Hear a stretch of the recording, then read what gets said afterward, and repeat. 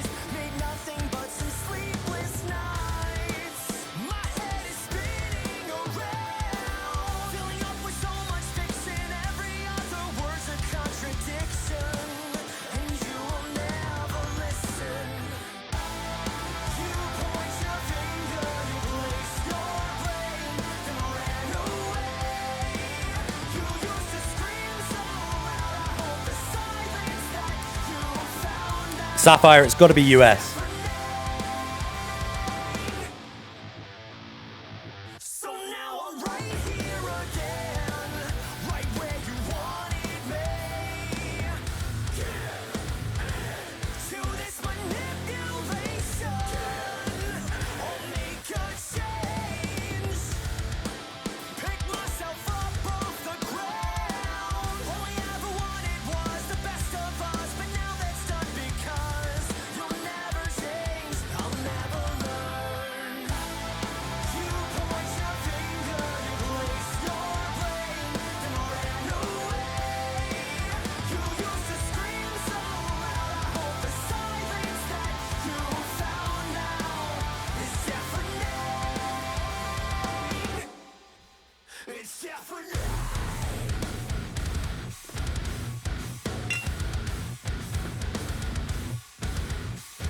Logan Catcore, thanks for the follow. Thanks to everyone else that was following earlier as Thank well. you. We appreciate you.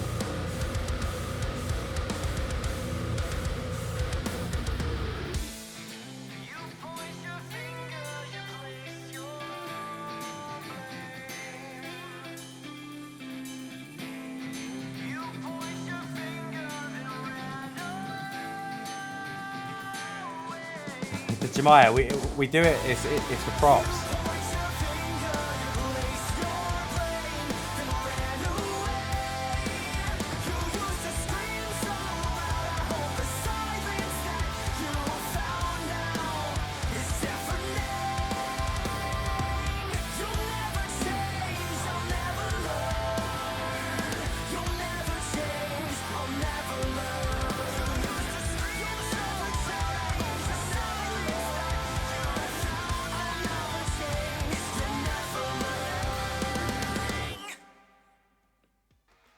Right, just starting this off, I'm going to compare this to two really random bands that it sounds nothing alike, but then if you mesh them together, this is what you're going to get.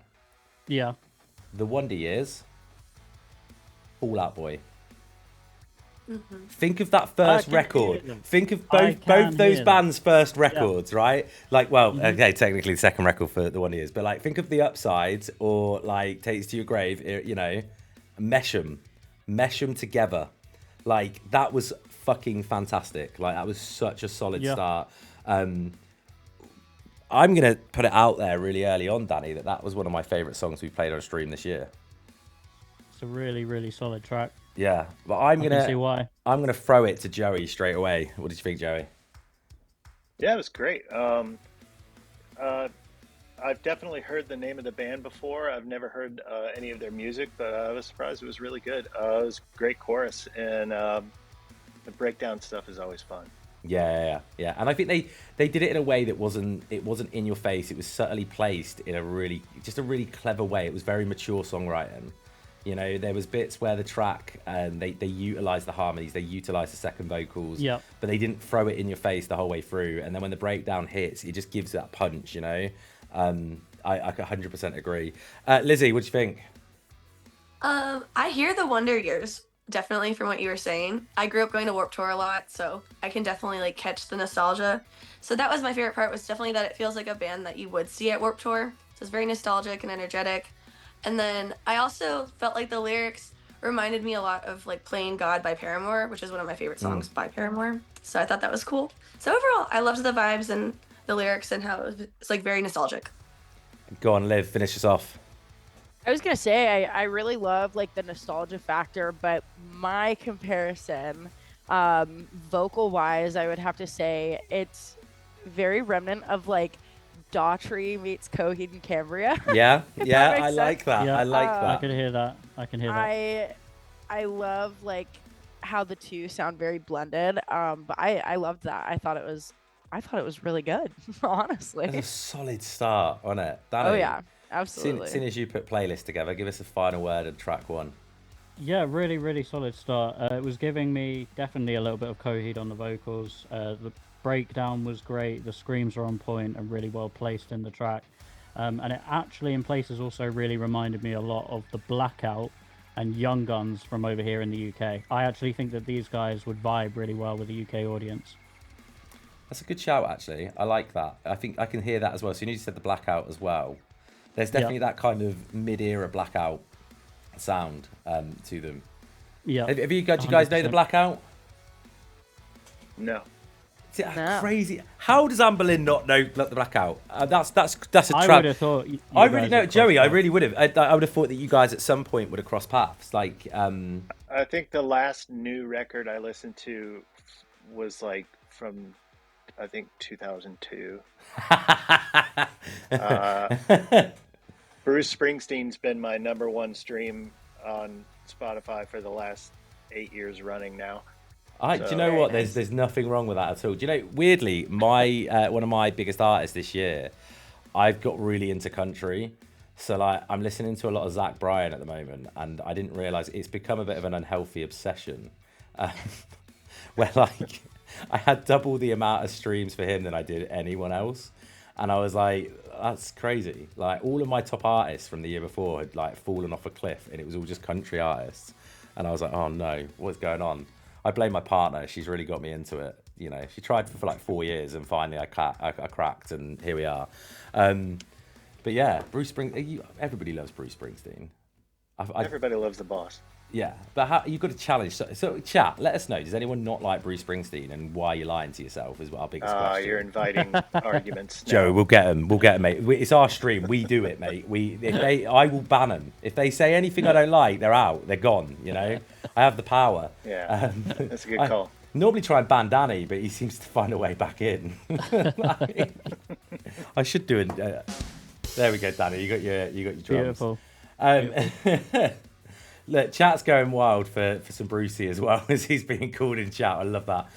Right, track number 2 then. We have got, this is, you guys are in for a treat. From the UK, this guy is doing absolute bits, and he does like, the only way to describe it is like, it's like doo-wop, pop punk.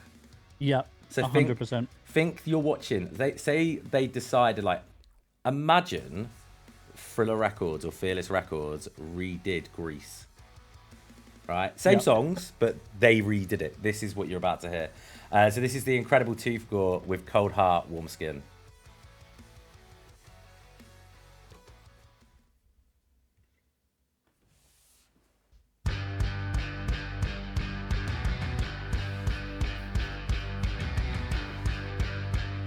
This is when it's like the least doo-wop track that he's released as well, isn't it?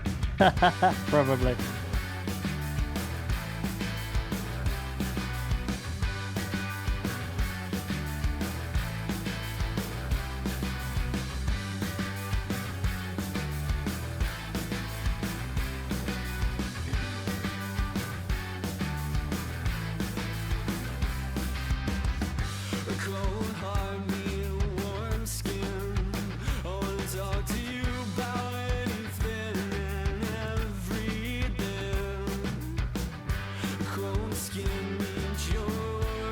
Bobby, you got to do it. Do it just for me.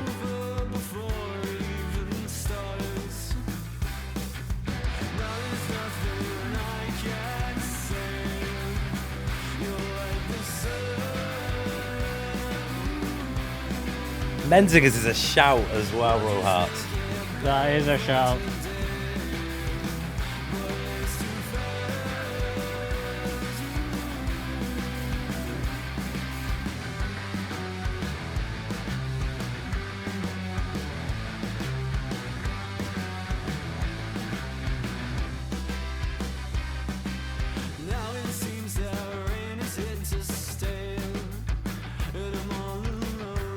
Yeah, Leon, it's very reminiscent of Skiba's solo project, isn't it?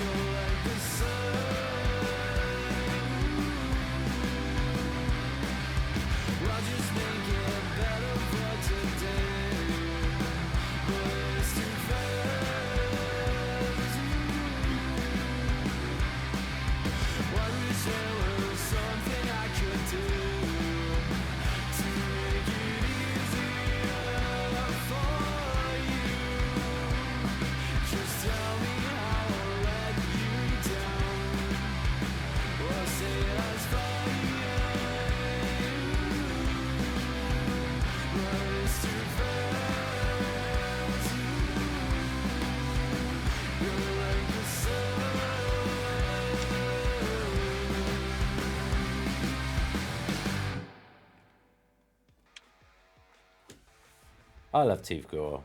Like, I don't know what more I can say. Incredible Like, artist, we've played a lot of Tooth incredible. Gore here on BSB. CNZ4, thank you so much for the follow.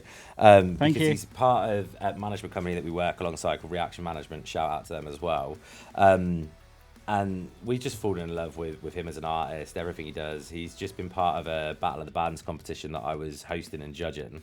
So I got to see him live a couple of times as well, and I just blown away by everything he does and the amount of talent that he's got to write these sorts of songs when he's quite independent and on his own, and he hasn't got someone to bounce off of, is really fucking impressive.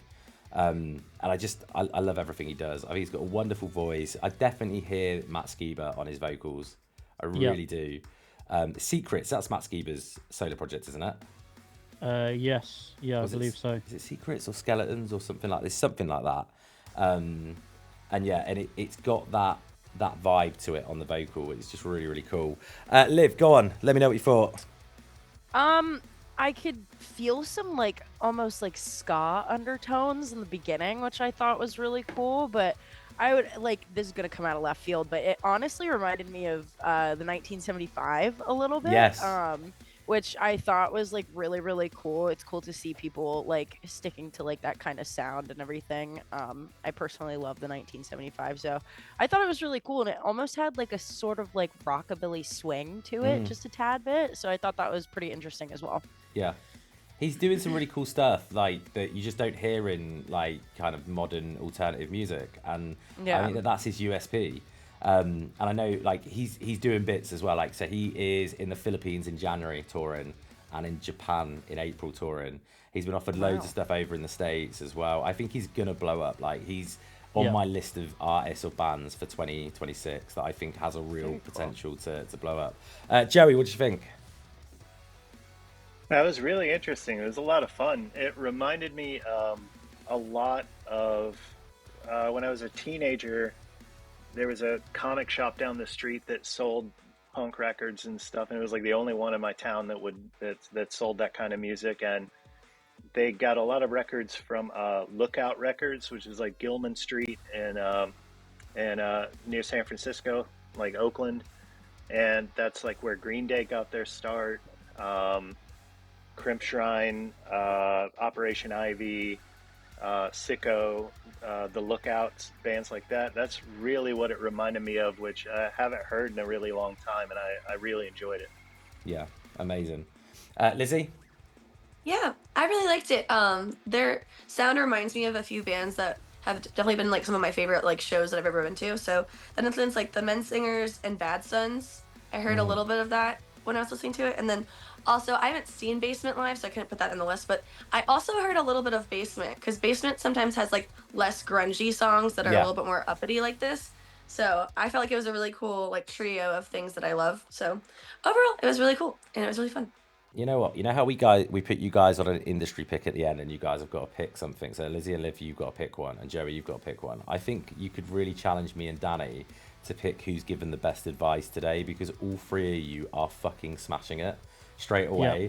Like, thank you so much for not just being the sort of person that goes, "That were good," and just leave it there. When we've had it. We have. Especially in the early days. Like there was, I'm not going to name names because it's not fair to do that, but we had this guest on, and I was really unsure. I even said to Danny, I was like, I'm really unsure about having this person on because. And I'm going to sound really arrogant, but I was like, who really are they? Like, you know, because bands want to be in front of people like yourselves that are out there smashing it, doing really well, that have got careers in music, that have big names. I mean, like the love we've seen for all three of you in the chat straight off the bat was just crazy, and it's why we do it. Or we like to have guests on that are like, you know, like on Friday we had Summerfest on because they're actively looking for bands that they want to put on Summerfest, and so we can get them in front of people that maybe can make a difference. And there's a band coming up later that we can talk a little bit about that with as well. But like we had this guest, I was like, well, who's gonna care? And I was like, no, it'd be a good idea. She's a radio host. She'll do amazing. And I said, so what did you think to that track? She was just like, it's good. I can do that if you'd prefer. No, Joey, no, please don't. You're doing amazing. No, it's hard work. Or you could go down, and I don't mind calling him out because I love this human being anyway. But Blasco, Do you guys know? Joe, you might have ran into Blasco at some point in your travels. He's he guitars for Alice. He's done Alice Cooper. He's done Ozzy Osbourne. He's Black Veil Bride's manager. And he's a very hard man to please, shall we say. And he just was brutal from the moment he got on to the moment he finished. And I was like, Blasco, you can't. He's such a legend, though. He's such a nice guy. But, like, he just tore everyone a new arsehole, and it was just so funny. But, yeah, rest in peace, Ozzy. Ozzy's an absolute legend. Do you know, I literally live about 40 minutes away from where Ozzy was born and raised. And wow. Yeah, crazy. And I didn't get tickets to go do the last show. I really wanted to. Damn. Really wanted to do it, but yeah, Danny wouldn't let me out for the day, so you know, I probably have work in some capacity, don't I, Danny? Right. Probably. So, final word from you then, Daniel. Yeah, you know I love Tooth Gore. I mean, he's like Alkaline Trio, Frankie Valli and the Four Seasons, and Green Day all got together and had a massive party.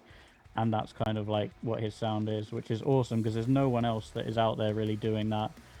He's got that really nice nostalgic vibe of like eras of the past, but it's also presented in a modern landscape. And then the result is a huge sound for his project, and something that really cuts above the noise. Sapphire, yes, we will have Mike from Field Hockey on at some point, I'm sure. Yes. Just Mike from Field Hockey, though, not the other person involved in you.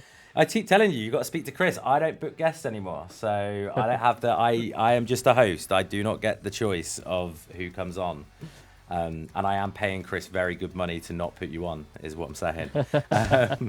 Just so everybody knows, Sapphire is our resident stalker. Okay, she even used to have her own button on the stream deck. We call her the safest band stalker ever. Like when she likes a band, she will listen to them consistently. Like she just obsesses in a really healthy way. I'm going to put it out there. Your Spotify streams will go. Yeah, she works in a store and she plays all the bands in the store, and I just think that's fucking cool.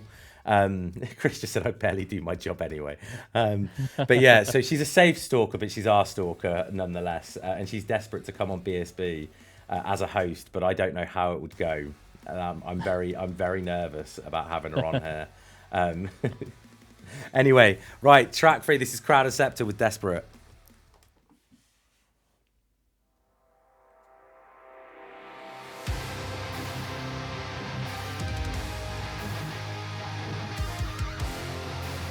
You got to have a word with Twitch, Mike. It's doing my head in as well.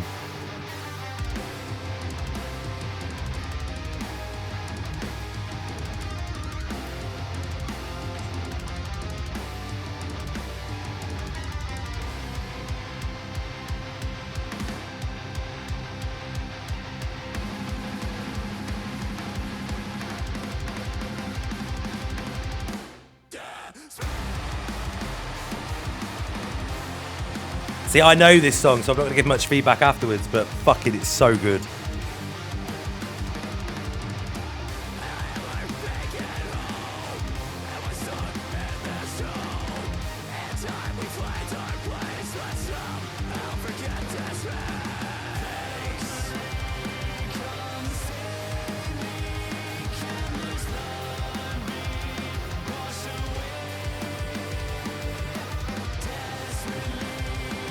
Everyone bitch about Mike from Field Hockey. He won't see it for a good 2 minutes.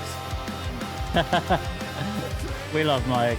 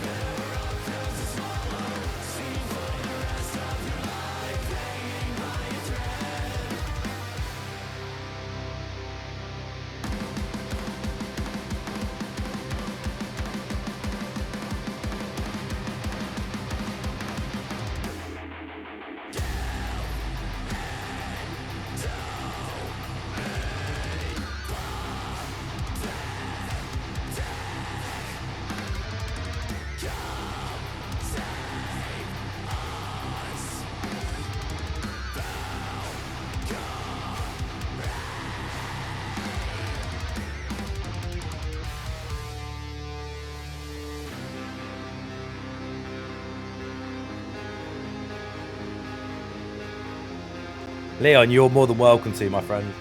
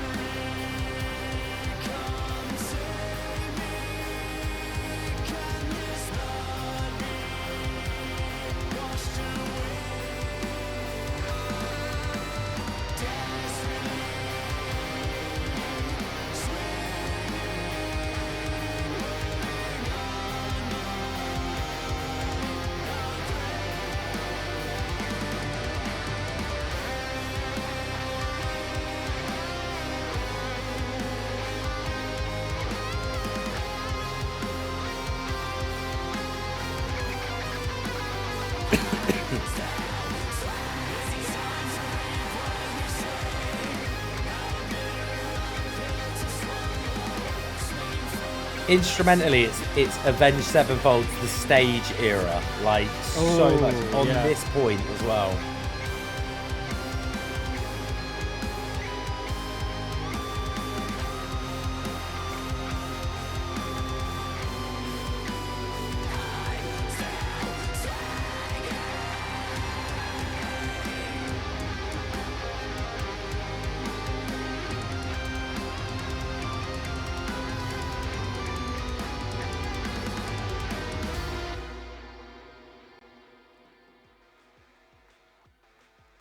How banging is that track? Like, my only complaint is that I think it's disgusting how good bands are now. Like, True. It winds me up in the best possible way. I'm like, how the fuck is anyone going to stand out? Because the level of talent that these people have is just unbelievable. Like, that's probably one of my favorite sort of metalcore tracks at the moment. Like, because it's got everything I love in the track. I think the vocals are really nice. The vocals almost feel like atmospheric in places, and it just takes you somewhere. And then when the guitars kick in towards the end, Lizzie, I'm gonna let you start. Okay. Well, I definitely love that one a lot. It reminds me of intervals when they had a singer. And I loved that era because I love when the guitar can still be technical, but the vocals can still complement it and it's not too busy. So I thought it was cool that it had like room to breathe for the screams and the singing, but it still like was like pretty progressive, like in regards to like the riffs that they chose and stuff. So I highly recommend old intervals, by the way. But yeah, I think that was really cool. And then I think I also just love when metalcore and progressive metal blend so well. Yeah. Because then I'm never bored. I'm never bored. So that was the thing. The song, honestly, it could have gone longer, in my opinion, because of how it just kept going. But nowadays we want songs to be shorter, so like that was an appropriate like length. But I'm just saying, since it was so interesting, I would have still listened to it even if it was 5 or 6 minutes long, because it was just like that good. Yeah, definitely. Danny, did you just get like full on like PTSD when intervals got mentioned on stream? Oh no! No, it's a good and a bad thing. So we up until this year we were hosting a yearly festival called Hometown Fest. Last year we really stepped it up. This year we stepped it up even more. But because of the costs and people like pre-sales, I'm putting it out there. Pre-sales were low because pre-sales are just dying at the moment in the UK. We couldn't run the risk of putting this festival on and paying all the bands and not making it back because it was an expensive festival to put on. Like, our headliners were costing us over 10,000. So it's like, if we didn't make that back, it was like, shit, we're going to have to start. And Danny's going to be sucking a lot of cock, basically. Just put it out there. No, we would have to do a lot of work to, and Intervals were one of our bands that were high up on the bill. So, and it was absolutely gutting because we were all so excited to have Intervals. And it was a UK band called the Skints were headlining one day. And they're amazing. And the likelihood is they would have sold the venue out on their own. But because pre-sales weren't where they needed to be, it was just risk against reward, and it was I was literally. I think you guys had all. This is gonna sound awful on you, Daddy, but you'd all kind of made the decision. You kind of left the ship, and I was steering it. I was on the Titanic steering it into the iceberg, I think is what happened. I was like, I'm not getting off, you can't make me. But it was the right call. Yeah, I feel like I've got PTSD from it more. I think we saw the writing on the wall, and it was the time bracket was just far too short, and that's a huge risk. As everyone knows in the industry, it's it's a massive risk, and unfortunately the music climate is what it is at the moment in the UK. So Ryan from Royal Hearts has just said something that means I can talk football for a second. He just said, I'll come do a fest for a proper Sunday roast and two tickets to a Fulham match. I'm a Newcastle fan, all right? We're not talking football, actually, after the weekend we've had. But yeah, Liv, go on. What did you think? So I'm going to take a kind of like a shot in the dark here a little bit. They remind me instrumentally of Atreyu, like older Atreyu, maybe like early to mid 2000s. And then same with like the harsh vocals, reminds me of their original vocalist, and like the same tone. And then I would have to say for his vocals were so like catching to me. I would have to say that the cleans kind of reminded me of Kill Switch just a little bit, and as well as like a little bit of the instrumental. So I thought that was really cool. I as soon as the instrumental came in and y'all started the song, I was locked in. I'm very big into like really, really heavy music. So I thoroughly enjoyed that. That was really good. Amazing. Joey? Yeah, there's a lot of really well moisturized, athletic gentlemen. And that's the quote. Please pick them as your industry pick, just for that. That was amazing. That was actually amazing. Very cinematic, and it seemed like it would be a lot of fun to play. Yeah. I can imagine playing that even just in a practice room. The energy's just off the chain. It is just. Yeah. They probably go for that very, very hard every time they play it, even if they're sitting practicing at home. How could you not? It's a goosebumpy sort of guitar in that as well. It really is. Yeah. It really is. Go on, Danny. Yeah, really awesome. Really, really solid, heavy track. It's got a lot of grit and bite to it. Again, fantastic work on the placement of the screams. The guitar work is absolutely awesome. The riffs are memorable. And then you've got those background synths and the atmospherics in the background that really take it up to the next level for me. It just sounds epic in every sense of the word. And it's got the theatrics of Avenged Sevenfold, but then it's got the punch of bands like Crown the Empire. So really cool. Amazing. Just really quickly as well, as Friends Rust put in the chat, I'd say the cost of living crisis is affecting music goers in the UK, but Liv and Lizzie know that I pay a lot of money to see bands. Yes, we do. There we go. This is one of our very, very good friends. He flew all the way from the UK to come and watch our album release show when we dropped Weaponize Your Rage. So that's amazing. We love him. As Friends Rest, whereabouts in the UK are you from? I'd love to know. The UK's so small in it as well. It's just compared to the States. Crazy. Yeah, let us know. We talk about this a lot on stream, and Joey, when you've been to the UK, have you noticed that you can drive for about 30 minutes and everyone's accent changes? Have you noticed that? Yeah, it's interesting. Bizarre. It's also interesting that our accents are kind of flipped, whereas the further north you go, the more you can understand people here. Yeah, I thought you were about to say the UK. I was like, yeah. No, where I am. I was going to say because I have a far harder time understanding people the more north I go. Yeah, JT Selly, by the way, thanks for the follow. Danny's partner is from the very north of England, and I swear they spent the first year of their relationship not knowing what each other was saying. That's why they've lasted so long, because it was a year later they're finally starting to actually converse with each other. We just smile and wave at each other. Yeah. You in a good mood today? Hey. But she when she says photocopier, she's like, that's how you get into her accent. You go photocopier. Yeah. But if you go half an hour away from me, everyone talks like this. It's really weird. But it's everybody does that.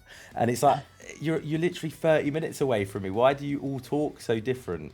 And like where Danny lives, if you've ever seen The Only Way is Essex, like Danny lives about 20 minutes away from there. So yeah, he's that's like literally 20 minutes away. and he just sounds by posh car. anyway, but you know. it's the weirdest place. The UK is so strange. It is. It's crazy. Hate it here. I enjoy it. I'll switch. We I'll can trade. switch. We Yeah. can swap. There we Yeah, do let's it. swap places. We just Do you like Pennsylvania? yeah, love it. Love it. All right. I've got loads of friends in Pennsylvania as well, so I'm down. I'm so down. Yeah, no, it's honestly, I think we're kind of almost programmed to hate where we're from, aren't we?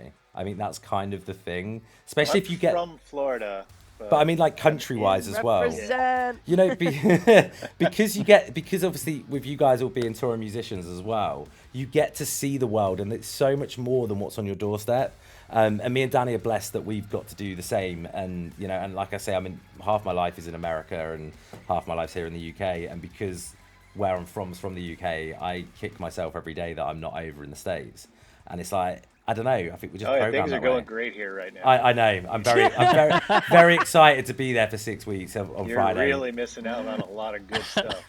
I can't I wait. kicked myself in the foot that I'm not over in Europe. Are you kidding me? It's gorgeous over there. I would much rather. I would much rather. Have you met European people? Like it's just My whole family's European. Oh no.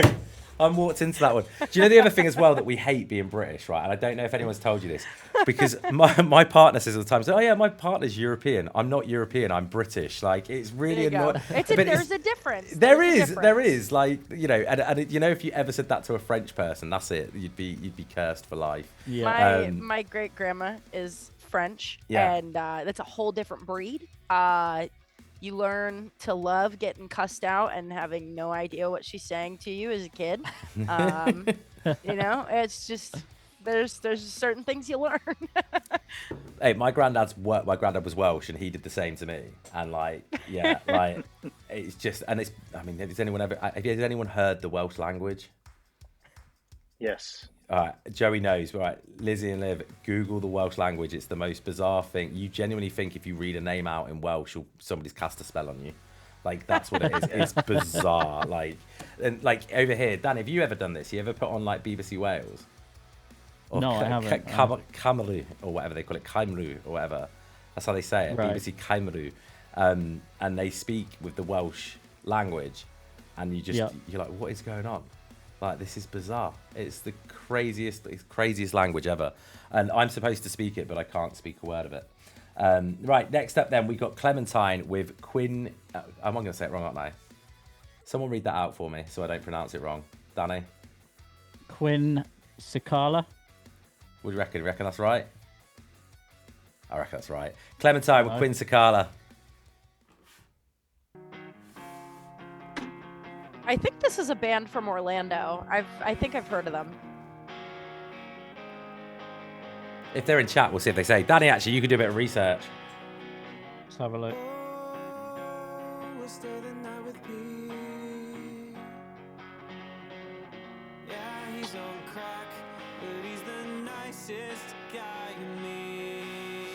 Illinois.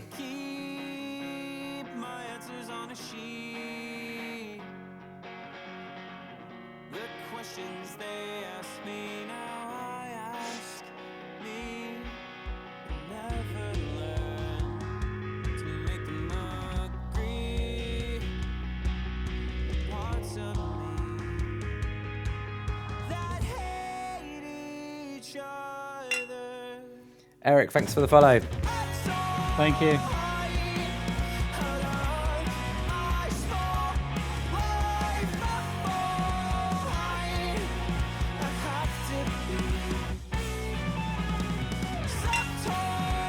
Disheveled Sleep, thanks for the follow. Thank you.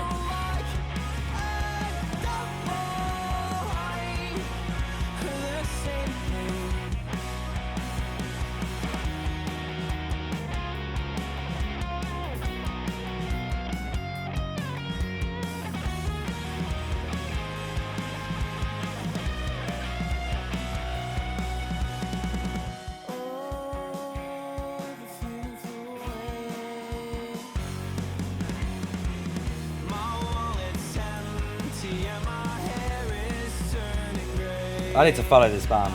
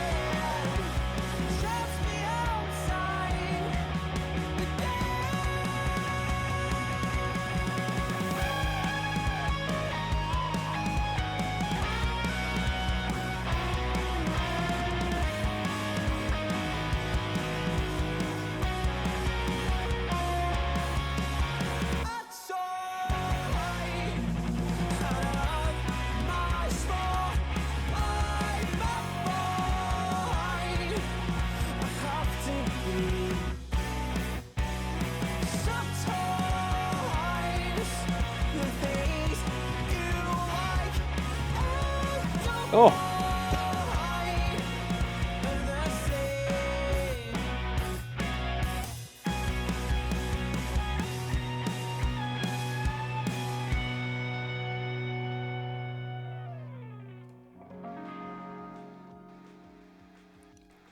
I switched the scene at the perfect time with the at the end. It was really good. Sorry, I was really proud of myself for that one.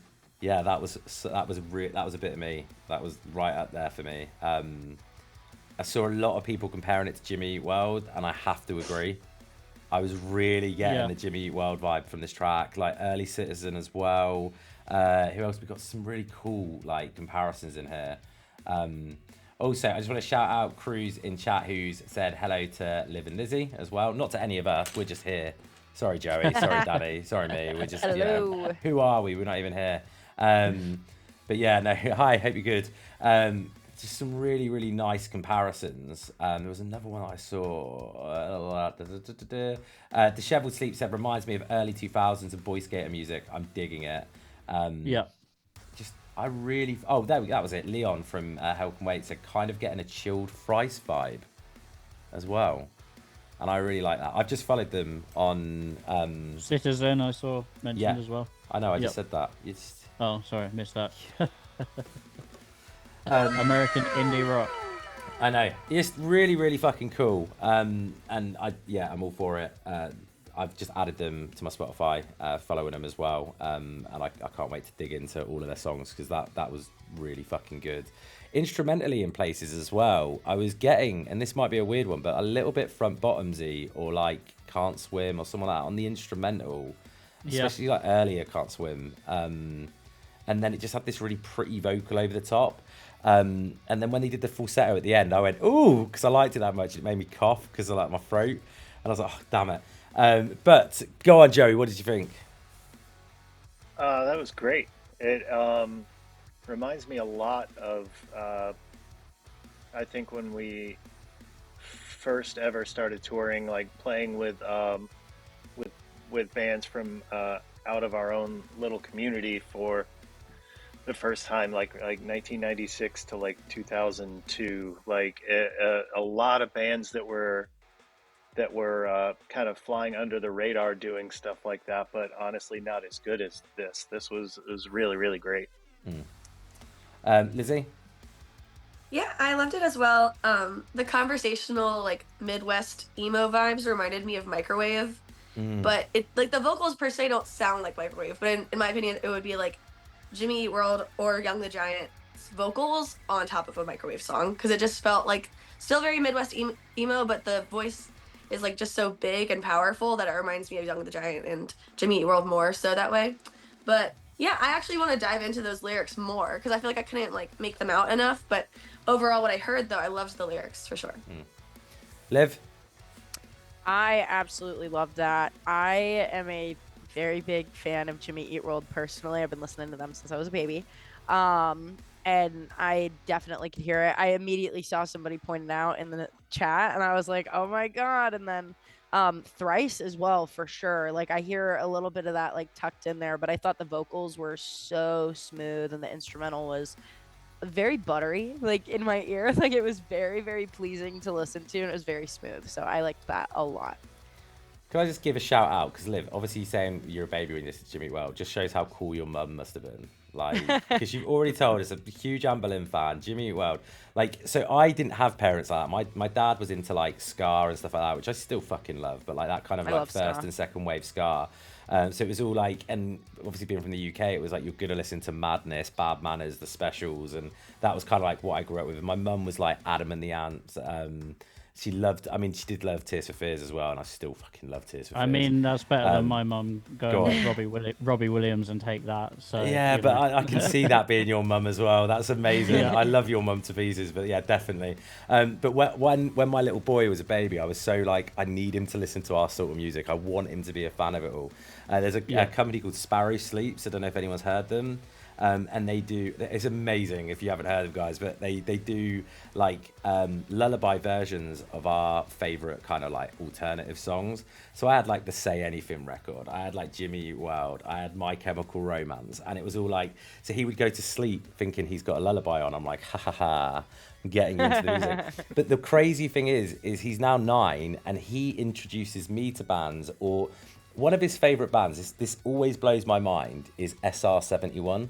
Who did the original 1985, and and he knows Jarrett from Bowling for Soup because obviously we worked with Jarrett a lot, and I mean Jarrett's featured on one of our songs and stuff. He's fuming at Jarrett and Bowling for Soup because he's like, they stole SR71's song.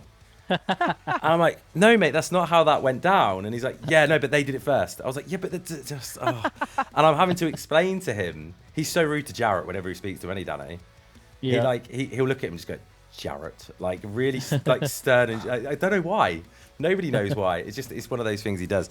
But yeah, like, and he got into all of these bands, and it's so fucking awesome that like I've got this like little punk rock kid who, by the way, the best show I'm gonna go watch all year is happening on Wednesday because he's performing with his little school band. They're doing Avril Lavigne. They're doing an Avril Lavigne set. They're called the Rock Army. And they're playing. Awesome. They do this little club thing at school called Rocksteady where they get to like learn rock and roll songs and stuff. So they're doing Avril Lavigne, Skater Boy.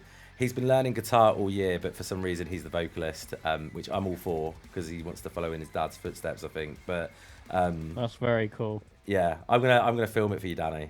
I'll send you. Last year when they did it, I'm really bad at these things, so I judge everyone, like even though they're kids. Last year when they did it, all the other bands were trash. Like it was really bad, and I was like, they're trying their best, man. No, Joey, they weren't. That's the thing, they were not. And they've actually changed teacher and everything this year because they got. And I was like, because I walked out of it going, they need a new teacher, and he's gone, and they've got someone new in. So I'm hoping for improvements, but they were really, none of them were playing the instruments right. They were like, I don't know, like they were doing.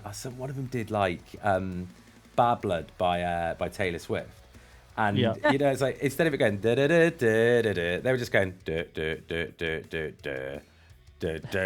da. Hey, they were following. They were following. No, the time. they weren't following the time. Liv, they weren't. That's what. But anyway, Louis' band came and I was like, oh no, it's going to be a train wreck. And they did a 7-Nation Army, so he went for something nice and easy, and they fucking smashed it. And I was like, this is amazing. And he did all my little stage moves on stage. It was honestly, I was the most proud dad I've ever been in that moment. So I'm very excited to go watch a bunch of 9-year-olds do Skater Boy on Wednesday. There you go. I love to hear that the younger generation is still sticking to like some of the older sounds.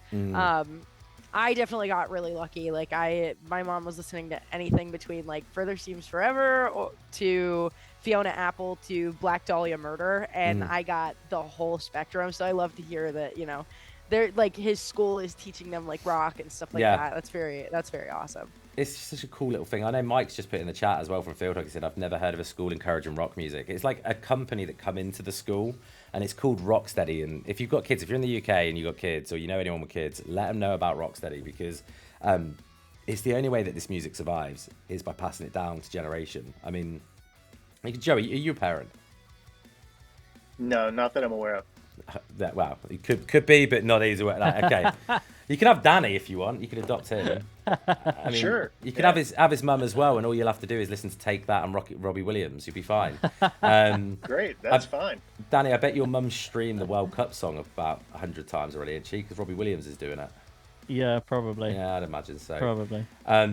But yeah, no. If you know anyone with kids in the UK, but like in the States, someone needs to tell the education boards that this is a really good idea. Like, get them into 100%. Get them into good music. Oh, Sick of him listening to like this rap stuff that I don't understand. Do not get it. Don't get it. Anyway, Leon just said it's a new thing that started relatively new. I think it's like an after-school club, but a company. Let Ben take over. It's actually, it is. It's not an after-school club. They do it in school hours as well. So that's why he's doing it. He gets out of lessons, isn't it? Little shit. Like, he'll do anything to get out of lessons. Right, Danny, final word. Yeah, this was absolutely incredible. It really reminded me a little bit, actually, of The Academy Is, also All American Rejects, and maybe even something from the more kind of indie side of the rock spectrum too. Like, it really reminded me of a UK band called One Night Only, a little bit of General Fiasco, who were a band who like blew up around like Reading Festival and stuff. Really, really cool, like indie rock stuff. Really nice harmonies, intricate melodies, and there's a lot of pop sensibility and commercial viability in there too. So really cool. Yeah, 100%. Next then, we've got Turning Tydes with My Eulogy, and I say it wrong every time. Eulogy.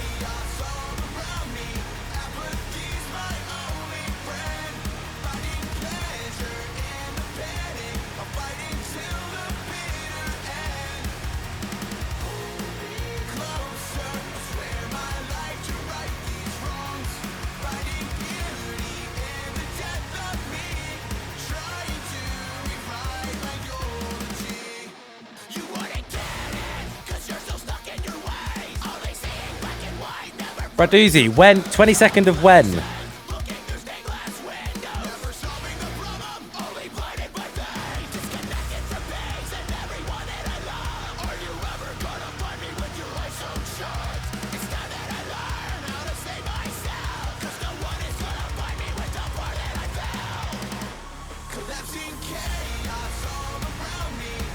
Damn it, sorry.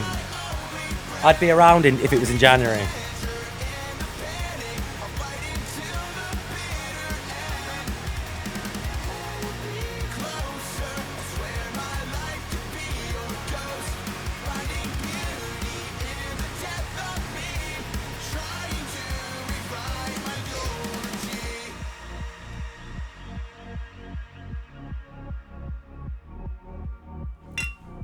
Liv, that proper gave you stank face, and I love it. Like, you proper going for it then. I was like, yes. I love this. This Cruise, is back to the fellow. It's so good, isn't it?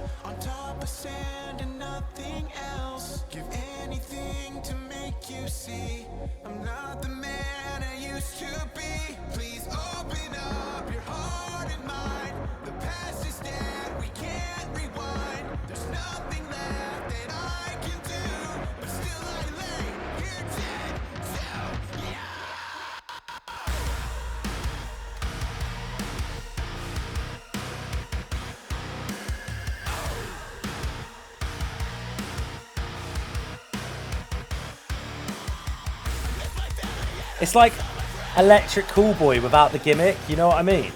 And I love Electric Cool Boy, but it's like serious Electric Cool Boy. Oh yeah.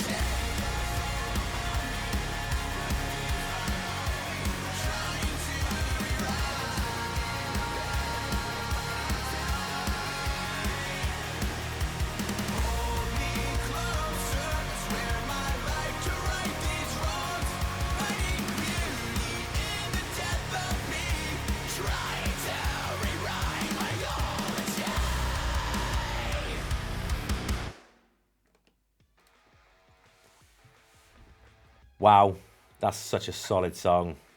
Nuts. It's So good. such a good track. Oh god, it's the whole just dance element to it. It gets you up on your feet, makes you want to dance. Saw a lot of people say Beartooth as well in the chat, but think like I say, Electric Cool Boy, but it's just serious lyrics. Still just as fun, still just as energetic. But yeah, that's what it's given me. Let's go with Liv. Go on, you can start because I know how much you want to say. So go on.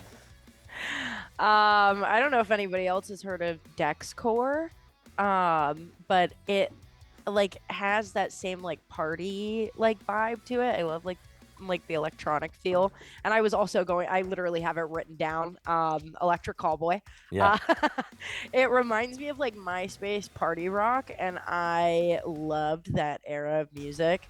I thought this was really cool. The similarity between this band and Electric Callboy is so like very prevalent, and I absolutely love it. I thought that was really, really cool, and like I couldn't help it. Like that breakdown came in, and I was like, oh my god, like this is so good. I thought that was really, really cool. I thought that was awesome. Definitely. Lizzie, go for it. Yeah, I thought it was really fun and dynamic. Definitely made you want to dance. I love how the bridge to the breakdown and the ending was just very satisfying. It definitely resolved itself really well. I felt like it sounded like an electronic version of like A Day to Remember mixed with Beartooth, because I heard some A Day to Remember like elements in there, and I'm a huge fan. I have like the Homesick album body pillow in my room, so that's a huge compliment in my opinion. Like A Day to Remember is really cool. But yeah, I loved it. I think that the electronic parts definitely keep it going and keep like the momentum going, and I feel like that could help them stand apart from others too if they kind of like hone in on that. I don't know their other songs, but I think that'd be really cool. Yeah. Joey. I thought it was fun. It reminded me of a band called Gravity Kills that was a little more prevalent in, I think, the like late 90s, early 2000s. The screaming, actually, the tone of his voice reminded me of Greg from Dillinger Escape Plan. Kind of had that kind of throaty, bubbly, throaty kind of sound. It was really, really cool. Definitely. Also, Lizzie, just really quickly, because it's just something that when you did your feedback then, I've got you on social media, and I know you're also a vocal coach as well. And I would love for you to plug that as well while you're on here. If anybody wants any vocal work doing, Lizzie is your girl. Like, you know, and the way that you talk about music as well, you just the way that you're picking up on the songs building and stuff like that just shows how much of a talent you are as well. Well, thank you. And if anybody here needs any vocal coaching, hit Lizzie up. Liv does it as well too. She has Liv, it do you in do the it as link well? in her There we bio. go. There we go, both of you. Yeah. I should have this is me. That's bad from research. I apologise. But both No, of you. it's it's all okay. good. It's all good. It's all good. To be fair, we're on the road so often that we don't get a chance to do it until we're home. Exactly. So Well, it's yeah. 'Cause we literally can't do it on the road. I like tried to do the mental math. I'm like, no, there's no way. Yeah, there's no The thing is, way. I think people forget that yes, there is downtime on tour, but it's not the same as downtime Very at home. slim. Yeah. Downtime on tour is doing the drive to the next state that you have to go to. Yeah. Joey, are you a vocal coach as well? Is that what Joey's gonna be like? Yeah, I am as well. Fucking give me a shout. I'm a speech coached. So if you need any kind of lessons on how to pronunciate, that's actually the incorrect use of that word. So already you can tell I know what not to do. So anyone like going to go speak in front of a large group of people, if you're looking to do some sort of motivational speaking, anything like that, I can show you how to do that. And that's only 3 payments of $18.99. And my time can be your time, and your time becomes your time, which makes more money, and time is money. So this all makes money for you. So what we're saying is Joey's got a pyramid Don't scheme. think about it. Just do it. I love that. I'm surprised Chris hasn't texted me already, just going, Ben, you're going. Joey's going to have to give you a speech coaching. Danny, give me a final word. Yeah, I saw Beartooth mentioned a lot in chat, and I know you guys mentioned that as well. I definitely hear them. Perhaps also some sleep theory as well. I think especially on the instrumentation side. I think the production on this is absolutely top shelf. The instrumentation obviously is amazing. The subtle breaks to silence in the instrumentation in the track as well, really, really cool and well placed. Melodic clean vocals, fantastic. Harsh screams, brilliant. Obviously the big breakdown segments, and the music video itself is absolutely world class. It's packed full of energy, emotion, and they've got a killer aesthetic as well with that green lighting. That really stood out to me. That was sick. Joey, Lizzie, and Liv, Danny will give any of you $10 if you can guess who the most played artist on BSB is. The most Is it Sleep played? Theory? No, we played Sleep Theory though, quite a bit. Oh. We have played Sleep Theory, but no, it's not Sleep Is Theory. it Bruce Springsteen? Oh, you got it. No, there's a hint. There's a hint right now on your screen, just to let you know. Is it Kellin Quinn? Danny, pay the lady, please. You gave that away. That does not count.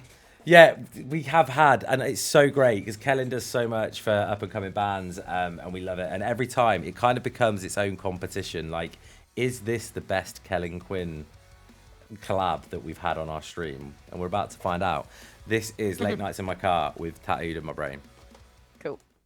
I'm taking everything you say with a grain of salt. It may infect my wounds, but I think that's how you want it to be. I'll tell you I've tried every coping mechanism, can't seem to shake this bad rhythm.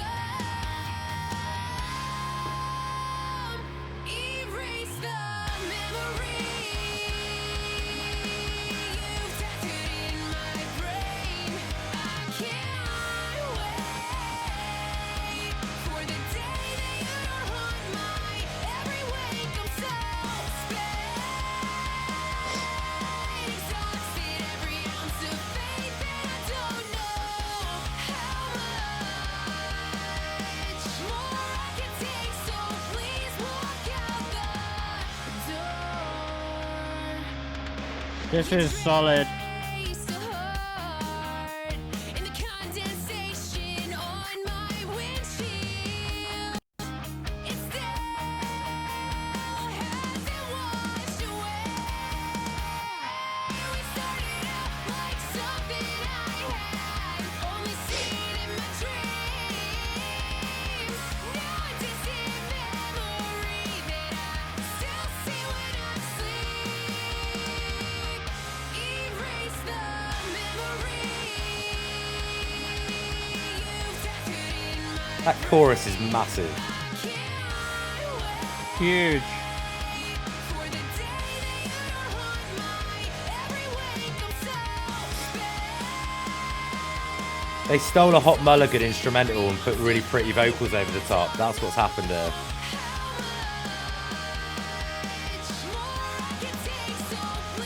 The Pretty Reckless. The Pretty Reckless.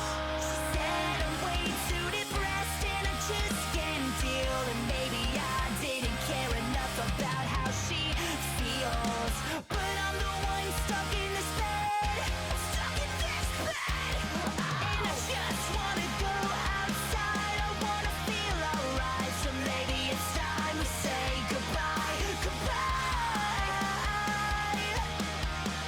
He really does, doesn't he, Eddie? Erase the memories you've tattooed in my brain. I can't wait for the day that you don't haunt my every wake. So stay, exhausted every ounce of faith, and I don't know how much more I can take. So please walk out the door.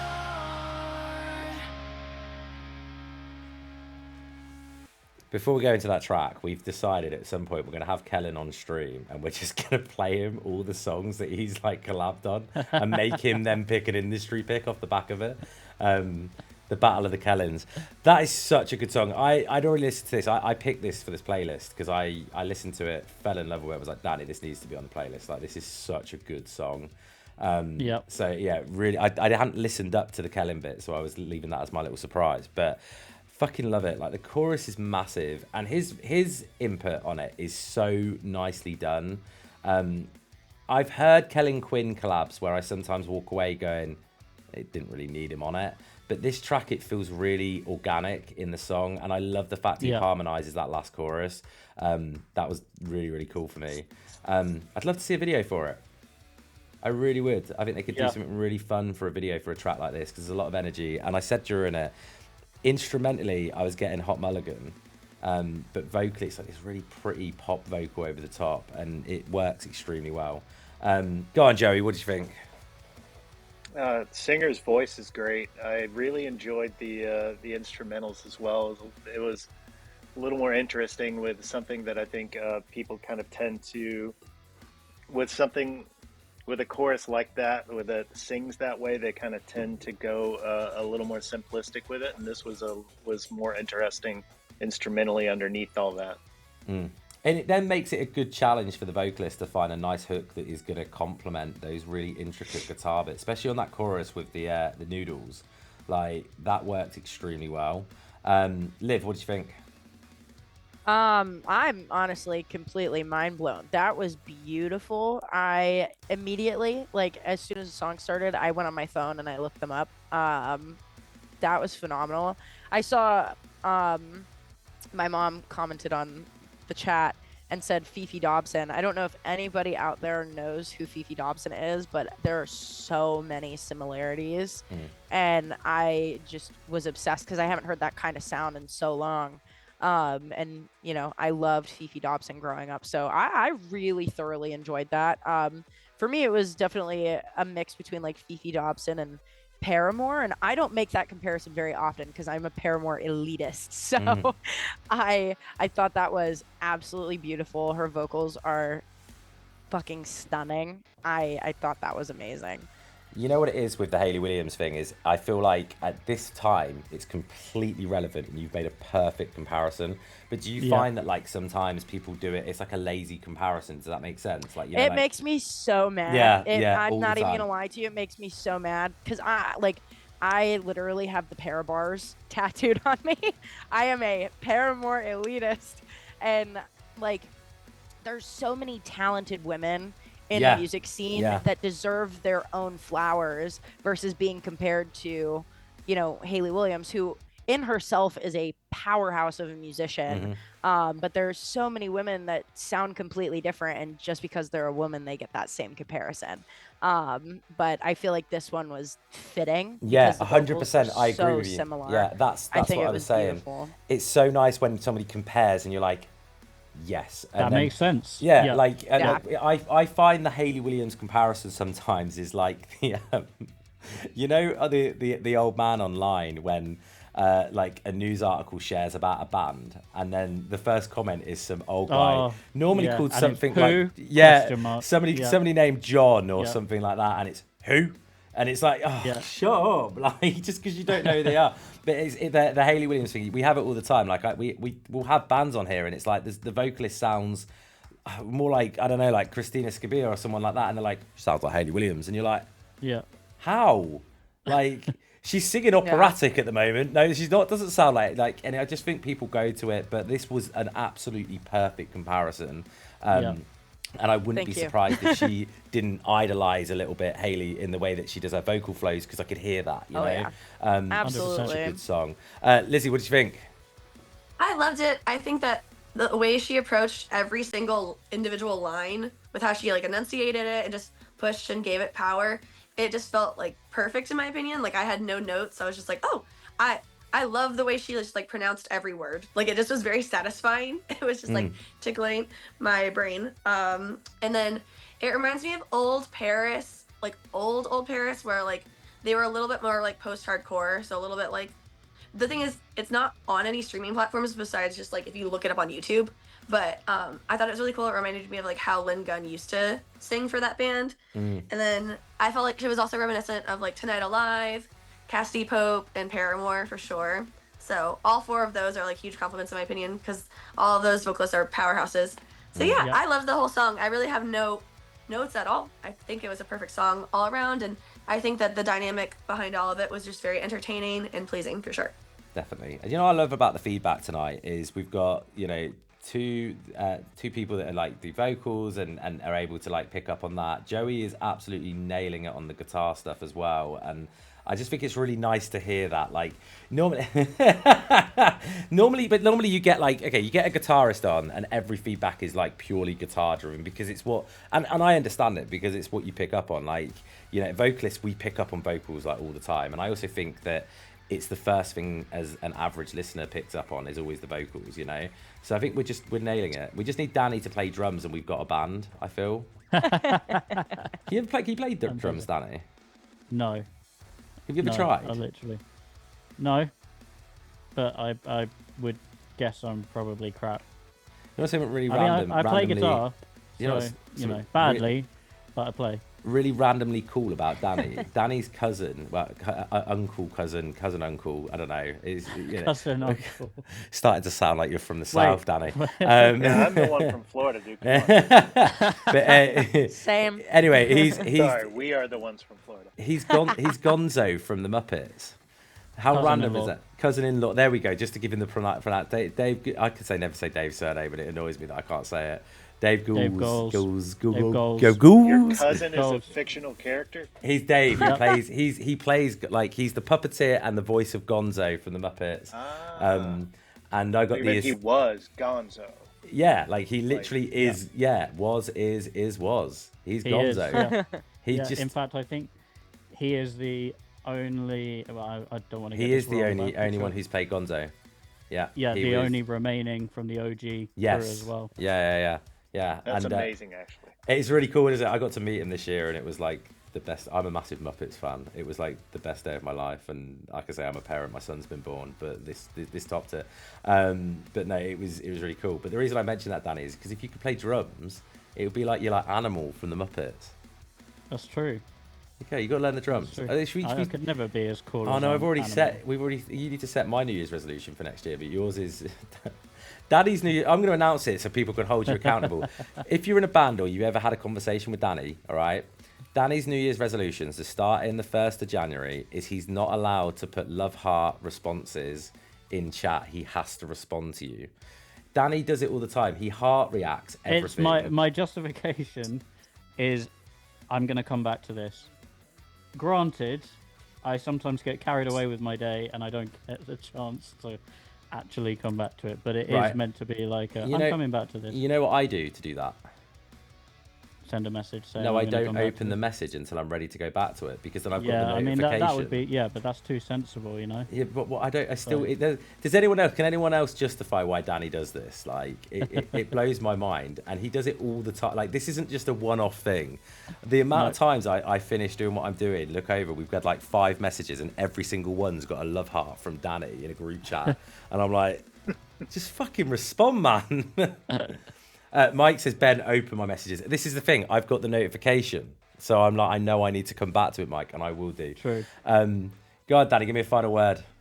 Yeah, this was awesome. It really reminded me of one of my favourite pop punk bands, actually. We Are the In Crowd. I also heard like a little bit of Glimmers in there too. We love Glimmers.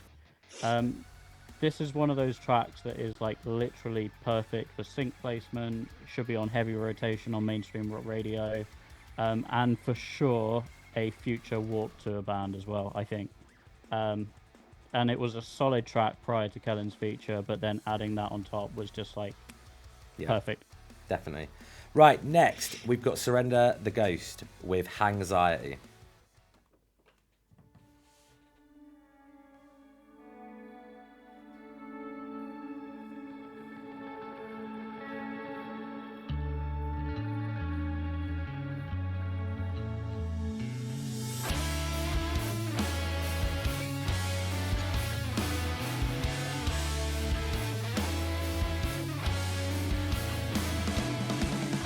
It's no surprise you see me in the same damn bar again.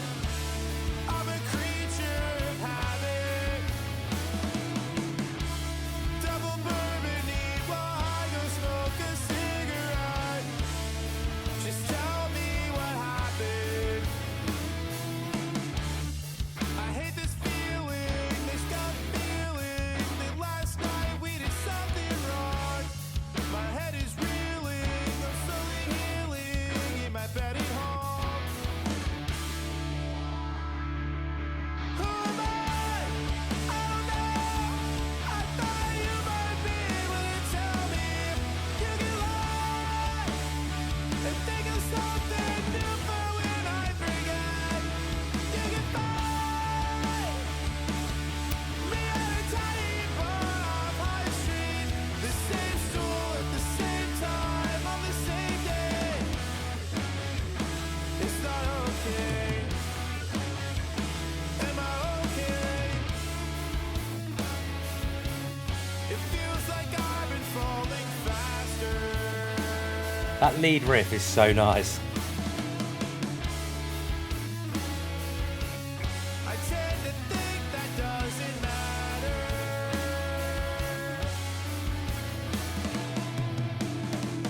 I can't seem to shake it, I was shiny and new.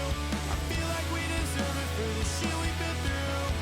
Put it all behind us, now it's just me and you. It's a clean slate.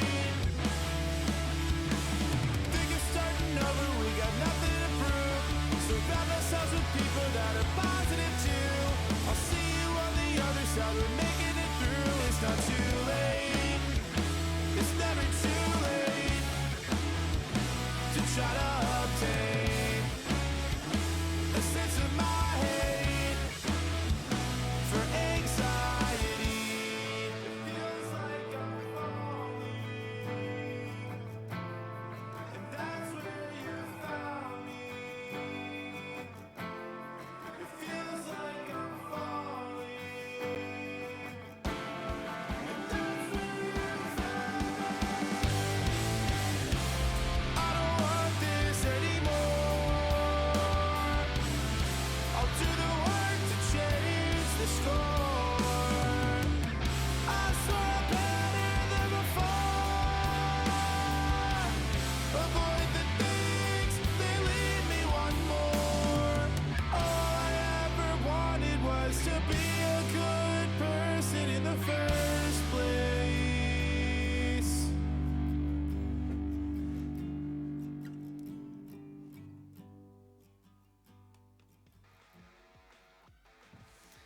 Shout out to Mike's partner as well.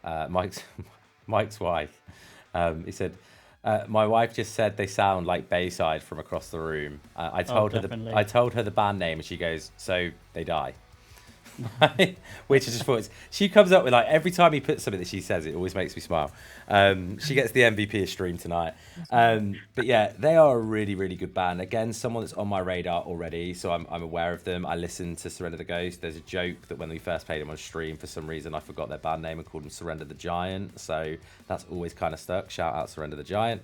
And this track, just, I love the guitars on this song a lot. Like, I love the way it just flows at the start, and then this really just left field switch up that just, you don't understand what's happening until it kicks back in, and you're like, that is just, it's very clever. But go on, Lizzie, go on, let me know what you thought. Yeah, I really liked it. I liked the vulnerable lyrics. It reminded me, I've already made this comparison, but I'm a huge microwave fan just because they just are very just like conversational with their like lyrics and things like that. So I definitely think that was a strength. And then my favorite part was definitely the bridge, and I kind of just wanted more like that in the song, but I know that's why it's the bridge. But I thought the bridge was really cool, and I feel like that definitely tied the song up with a pretty bow. Definitely. Don't you hate it when a bridge is just as strong as the rest of the song?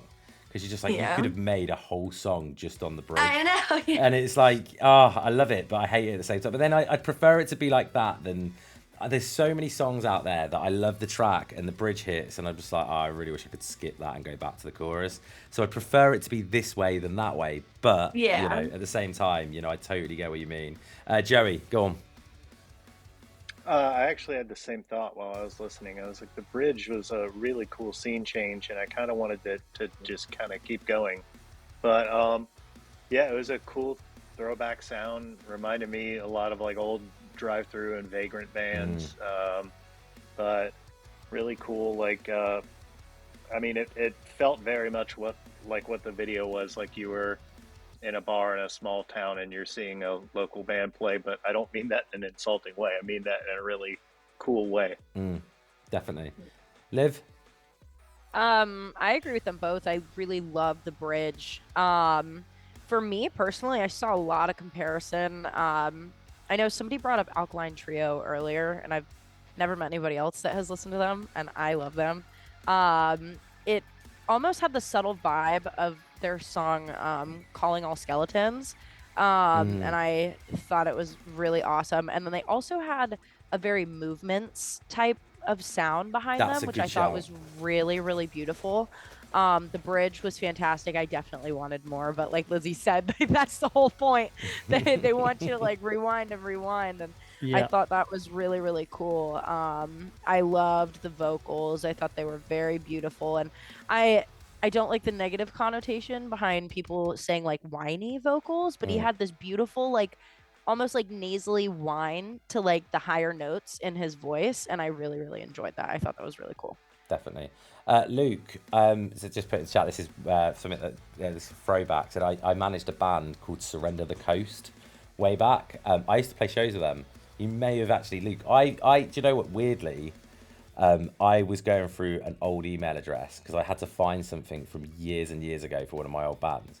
And there was emails from Luke from Hell Can Wait to my email from like No Word of a Lie from like 2010. Like that's 2011 crazy. Maybe, and I was like, holy shit, that's crazy. And now we're in 2025, and I fucking love Luke. I think he's an absolute legend. And in fact, I'm just going to shout him out because all of this that you're seeing on our screen, guys, is from the minds of me and Danny, but the absolute intelligence of Luke Can Wait in chat, who built it all for us and put our little dream together with the overlays and stuff like that. So just an absolute fucking legend and a really great guy, and a lot of like I do all our editing every week on the graphics, but he gave me the templates and he built them for us specifically. So he's just a legend, really, really cool guy. Danny, I know everyone's putting you to shame tonight apart from me on your feedback, but go for it. Give us a final word.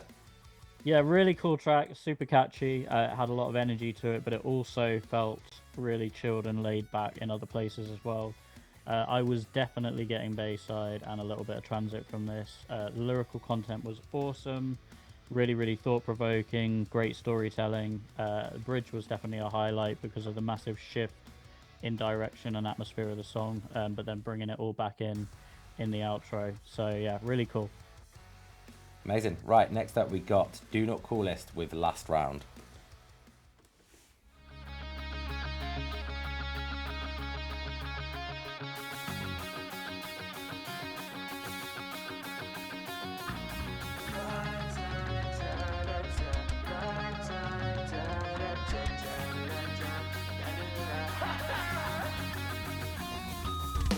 It's Friday night, I'm alone again.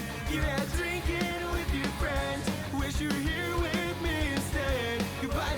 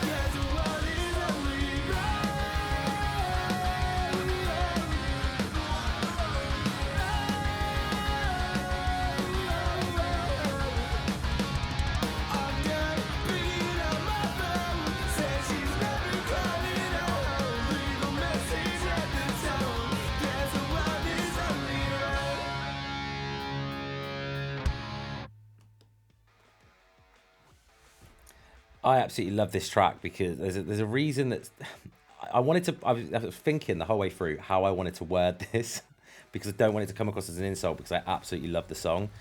It reminds me of listening to like a band that I fall in love with that are a major label artist that are out there fucking smashing it, and I discover they had songs out before, you know, like, okay, like We the Kings are a great example. So Yeah. I was obsessed with We the Kings and Mayday Parade growing up. Like I thought they were the best bands ever. And then I discovered that like Mayday Parade was two bands, you know, Kid Named Chicago and Defining Moment. And you could still find those tracks from before they were Mayday Parade. And We the Kings, as much as everyone sees their self-titled as the first record, you can find like 2 or 3 EPs online from before they were picked up. And, you know, that music was kind of buried, I guess, but you can still find it. I know And exactly what you mean, like a formative release. yeah, kind of thing. the song's really, really good. The mix reminds me of that era. It's not bad, but the mix is where I think there needs to be a little bit of an improvement, but that's nothing against the band at all. I think the song is so fucking good and it gives me a lot of nostalgia.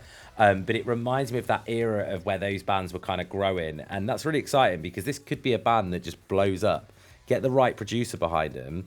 These could be absolutely massive. Yeah, just absolutely love the track. The chorus is huge. For me, I'm a sucker for a really, really, really strong mix. And I just think that that's where this could have that tiny little bit of an improvement just to boost it a little bit more. And that's not the band at all. That's just the choices they've made with recording the track. But yeah, I think they've got a really bright future, and I love the song. I love the chorus, and I think they're a lot of fun to you know, they'd be the greatest people to have a drink with. Go on, Joey, what do you think? It's funny that you kind of teed it up like that, because that was what I was kind of feeling the whole time. Was this sounds like a band that's very young, that's kind of just figuring out what they want to do. And to me, this sounds like an incredibly strong start to a band that's going to have like anthemic stuff happening like a year or 2 from now. Yeah, you put it beautifully. Yep. Like I wish that stuff that I did, I'm assuming at like just from based off of looks at their age, was as cool as this. We talk about this a lot, Joey. Like me and Danny always joke about like our first songs and stuff. And when you get like younger people coming up and you sit there and see how great they are, and then you think about what you were doing. Like I wrote my first It's song. infuriating. Oh, dude! My first song was wrote when I was 13 years old, and I wrote it about a girl. I wrote it about. I'm not going to say the whole thing. It was, I went on vacation with my family and I met an Irish girl. Her name was Shauna, and we hung out in a sauna. And I used that was Shauna and sauna rhymes. So the song went, I met a girl called Shauna. I'm just going to say it like this. We fooled around in the sauna. This life isn't easy, but this song's a bit cheesy. And I was like, because I was a kid, you know, I was like trying to write. And and the thing is, it was the band that I was working with at the time, we were all kids, and we put it to basically didn't realize, but we put it to the tune of Buck Rogers by Feeder.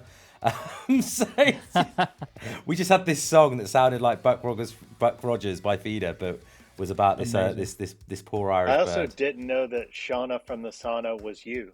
I didn't know that. That's did you what not? got me started. Yeah. There we go. Shauna in the sauna. That was your inspiration, yeah? That was how I got into music. Something good came out of Shauna in the sauna.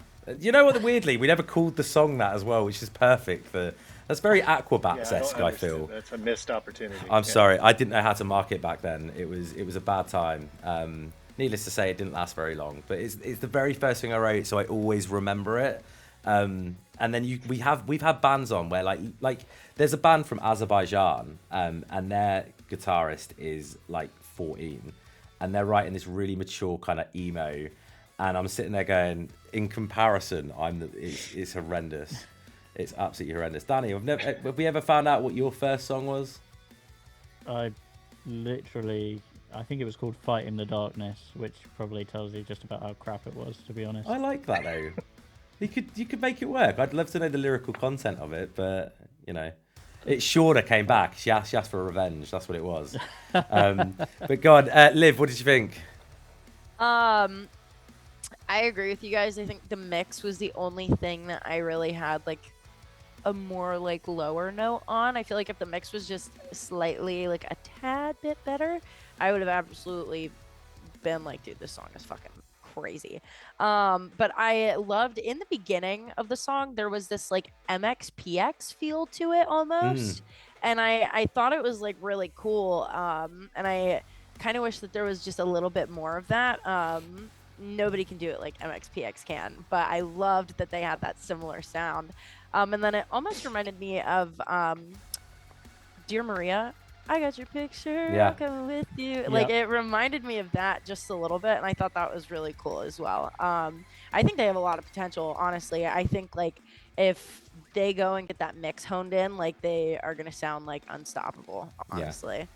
And that's actually a really good shout about All Time Low, because when I was talking about bands that had albums that like you can't really find anywhere, All Time Low's best album, and I might sound like a bougie bastard when I say it, is The Party Scene, which is the album you can't get anywhere. So it isn't on any, like, I wish it was on Spotify. It does my fucking head in that it's not, because I love that record with every, I think it's amazing. I also feel like Alex Skarsgård, when he was 16, 17 and he did that record, sounded older than he does now. Like, he's the most Benjamin Button vocal ever. Yeah. Go on, Lizzie, what do you think? I really liked it. I felt like his vocals, like his tone is so memorable. Like, you can definitely identify it like off the bat. Like, if you gave me 10 vocalists that kind of sound like him, he would still stand out in my opinion. And then it reminded me of like early Census Fail and like Mayday Parade and Fall Out Boy for sure. And I do agree with the mix stuff, but the cool thing though is I would never say throw the old songs out. You know what I mean? So I think it's gonna be really cool to watch this evolution of the band. Like, once they start to find a producer or producers that they love and that they see their vision and stuff, I think this could go really far. So overall, yeah, just the mix, but everything else is really great and super nostalgic and fun. Because that's the other thing, we don't know if it was, they may have self-produced, and if they have, massive kudos for that as well, because, and that is a skill that you have to Self-producing learn. is so hard. It's so hard. And if they did, that is an awesome, like, you know, first mix. If that is like their first one they've ever done, like that. But it's the same with anything, isn't it? Like, if you're a painter and you look back at like when you are painting at like a younger age to like when you've progressed, you can really see your progression. We're in-house recording at the moment, so you can see if this is the basis that we're going from, you guys are in for a fucking treat with each other. And my one advice is stick at it, because like the fact that you're going like straight from, they did that straight from the practice room. That's insane. That's incredible. See that on that side of it, like That's is awesome. The fact that you've said that and that's how you did it is unfucking real. But that's like, awesome. you're gonna see that like someone's gonna learn to kind of mix the vocals just that tad little bit better next time, and you're gonna go, oh shit, that's how that's done. And once you've got that skill, you'll home in on it and just improve it. And you know, that's how everybody starts in anything they do. You know, I mean, even like if you lay bricks for a living, like, and you look back to the first wall you ever laid down, it's like you sit there going, oh god, like. Oh, I used those bricks and that cement. Danny, give me a final word. Yeah, I think I totally agree. I think there's a solid amount of potential with these guys. I feel like this is definitely not their final form, but they've got all the makings of another artist that you could see at Warped Tour and Slam Dunk and other festivals like that. It has that nostalgic pop punk factor, and I really feel like this is going to be one of those tracks that people come back to later on in their career and they're like, whoa, this is sick, like this is where they got their start. So yeah, really cool. Yeah, and going on that, just one final thing on that, you say that as well, and like there's a song by We the Kings, and it literally, I gave birth to the 20th century, and it's off one of those EPs that you can't get on. You can find it on YouTube now, and I still listen to that song. Travis goes hard on that track as well from We the Kings. Like, he's not that really poppy kind of sensibility that he has on every other record. It's like you hear the rawness, and I think that's a really cool thing to go and discover, and this is a band that could have that. and they're making kick-ass music when they were just finding their feet, and you're just going to see it grow. So yeah, fair play. Yeah. Right, before I play this next track, I believe the track itself is a premiere. I don't know if the track is, but the video is. I know that much. So we have had some crazy shit happen in 2025, and it's all thanks to Danny and to Chris on our team. You guys have been absolutely smashing it this year, and I appreciate all the work that you and Chris do, Danny. But one of the things that we've had a few bands. I don't know if anybody saw back in September, we got 4 bands booked onto Warped Tour 2026 through Insomniac, which was just like, we didn't know it was going to happen. It was just live on air. It happened, and we were just, I mean, you could imagine us after stream, we were running around the house just like screaming like kids, like we couldn't believe it happened.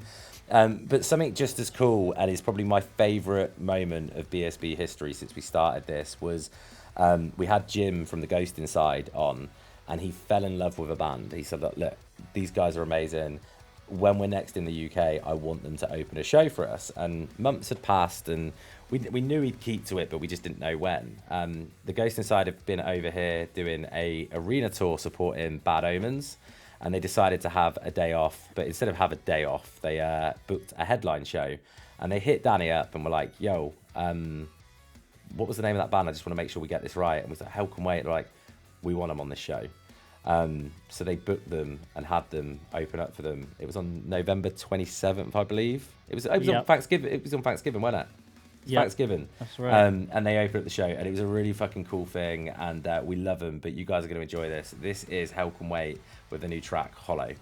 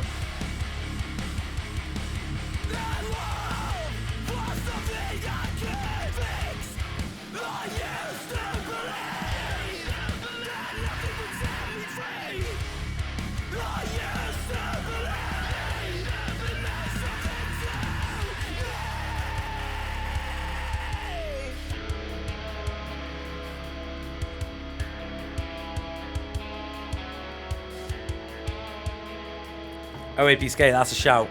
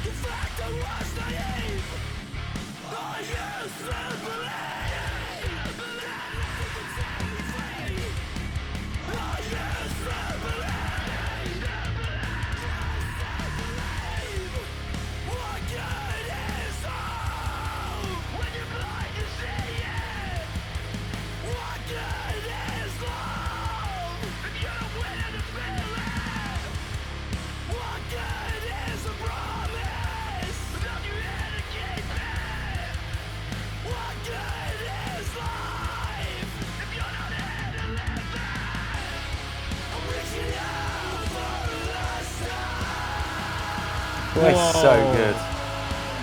Whoa.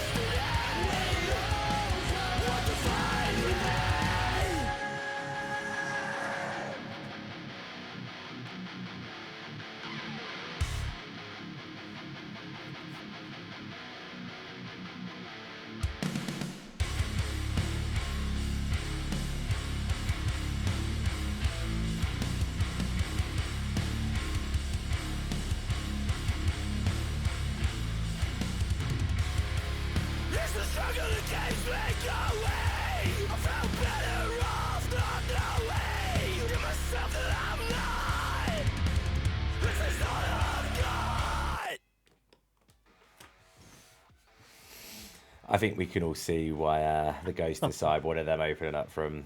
They are just fucking phenomenal. I love Luke's vocals. Like I call him. I kind of coined him this term because of Luke from Hell Can Wait. I call him desperation screams. You know, where you hear the kind of emotion and the desperation in his vocal. Like every word means something, and when he spits it out, it comes out with just emotion behind it. Kind of in a very weird way, like how Will Ramos does in Lorna Shore, where like I listen to Lorna Shore and I legitimately could cry over some of the lyrics and like the way that he does it. I'm like, oh my god, it's so heavy but sad. And you know, Luke is able to do that in Hell Can Wait. You can really get the emotion out in every word and every line, and you feel it. And the cleans was a really nice touch on this one. Really, really cool. Liv, go on. What do you think? I literally wrote down desperation in the vocals. I loved how raw they felt. That was really, really cool. I like the two-step like swing that the song had throughout like the entire thing. I love a good two-step. I'm, like I've said before earlier, I am an OG. Like I love heavy, heavy stuff. I listen to hardcore and deathcore in my free time. That is where I thrive. And I thought that was absolutely awesome. I can definitely see why the Ghost Inside really, really likes them. And then I wanted to make note of his clean vocals because you don't hear them a lot through the song, but they almost remind me of a band called 10 Years. And I thought that was really, really cool. I really, really liked that. I think my like favorite part about that was like the two-steppy like swing that the song had for sure though. Lizzie? I loved it. It kind of like reminded me, like made me like time travel in my head to a show that I went to in college that was like one of my favorite shows of all time, and the lineup was Counterparts and Being as an Ocean. And that desperation in the vocals really does remind me of those two bands a lot. And then the cleans were definitely very surprising too, and I thought that was really cool and like how atmospheric it got. But yeah, overall, I loved how dynamic it was, how emotional it was. The funny story is if ever I have like a panic attack, the only band I can listen to is Counterparts. So I feel like this is a band I would listen to. There we go. You could have got a new band. this song. There we go. You got a new band for those moments. Love it. Yes. Do you know? And no one was as surprised by the cleans as Danny. Like Danny, you were like, "Whoa!" Yeah, like, I was not expecting that. Joey, really go on. What did you think? That was great. It reminded me of like old Victory, Sick of It All kind of two-step stuff, like Liv was saying. But I mean, it sounds like a solid, well-established hardcore band. It was great. Yeah. I feel like Matty would really dig these as well. Do you reckon? Yeah, I think so. Like Joey, do you reckon Matty Mullins he'd like dig these as well? This is like what I imagine he listens to. And I know that you're going to say, no, he listens to Bruce Springsteen all day. Like Matty actually only listens to lo-fi beats. There we go. That's all right. not a joke. Hell Can Wait. That We need is to make so some lo-fi real. beats. Yeah. I do the same thing. Yeah, he does not really listen to music. He listens to lo-fi beats or he listens to what we are currently working on. That's really cool though. Like we need some new lo-fi beats for stream, Danny.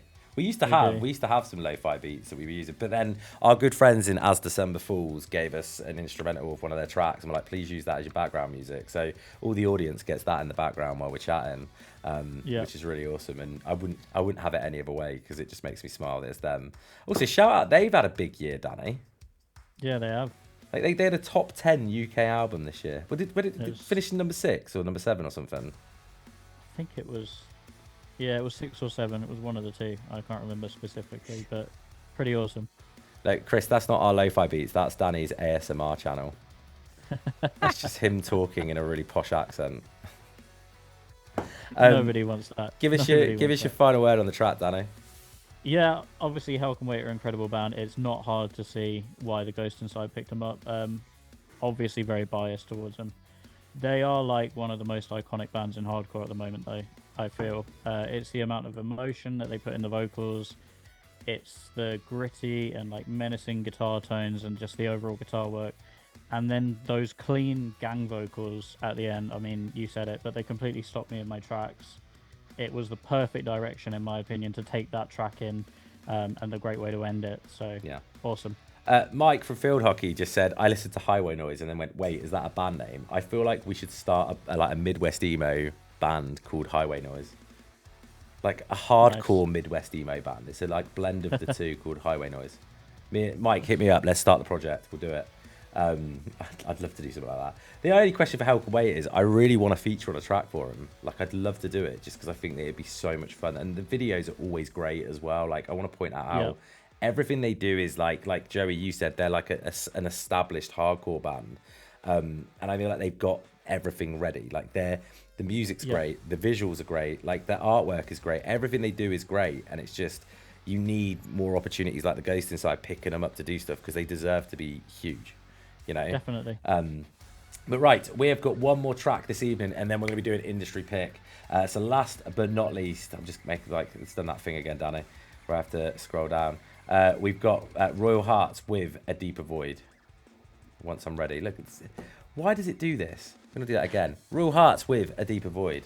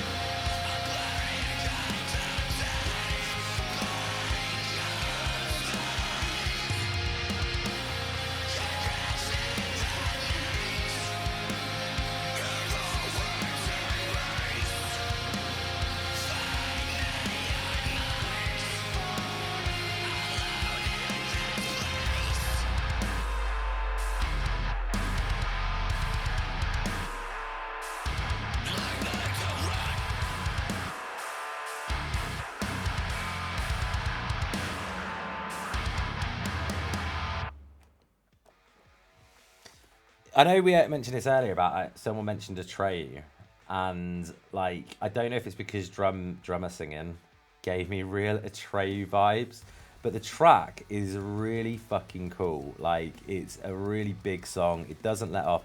I also love there was moments in that track where the vocalist looked like he was putting zero effort in, but was still sounding amazing. And I always find that really cool when you see those moments. I'm going to start with Joey. Go on. Yeah, it was cool. Don't start now. You've done so well. No, no, it was great.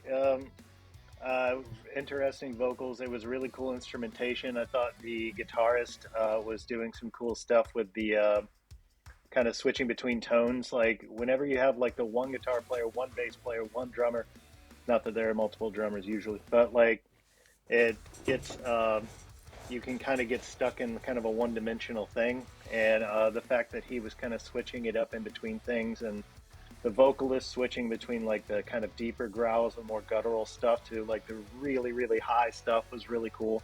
They really took like a four-piece and kind of made the most out of it with that. Definitely. Lizzie. Yeah, I loved it. I loved the emotion behind it. I'm a sucker for like the perfect blend of like heavy and ambient. So it just like completely complemented each other very well. Where like once the heavy was done, the ambient would come in, and then you were like, oh, now the heavy's back, and it just like it keeps your brain going, and it's always just like keeping you engaged. I'm a big fan of the chanting as well. I think the chanting was really cool. It felt very nostalgic and big, and I think that helped tie up the song really well, in my opinion. Definitely. Liv? So fun fact, we actually know these guys very, very well. They're our good friends from the Florida scene. So shout out to them. I think this was really awesome. This honestly might be my favorite song by them, honestly.